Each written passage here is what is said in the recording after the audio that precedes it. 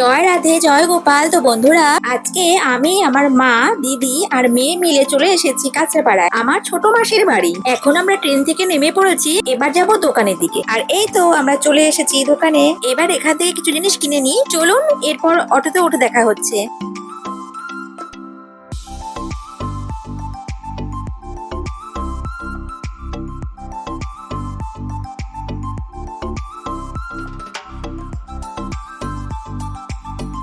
আর এখন আমরা অটোতে উঠে পড়লাম।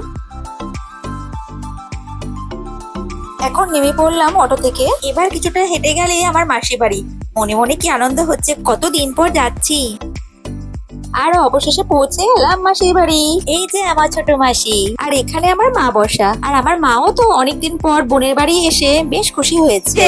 আমার সেই গুণবতী ভাইয়ের বউ রান্না বসিয়ে দিয়েছে আমাদের জন্য। ওরে বাবা,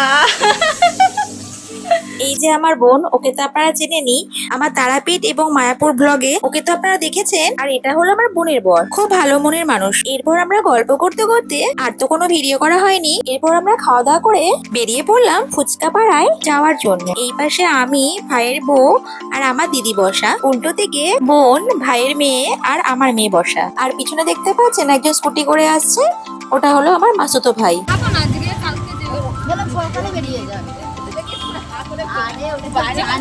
আর এই তো আমরা ফুচকা পাড়ায় ঢুকছি। তো এই ফুচকা পাড়ায় এসে আমরা কি কি করলাম তা জানতে চোখ রাখুন পরের পার্টে। পরের পার্ট আগামীকাল সকাল 11টার সময় পোস্ট হয়ে যাবে। চ্যানেলটি সাবস্ক্রাইব করে রাখুন। দেখা হচ্ছে কালকে, ততক্ষণের জন্য টাটা।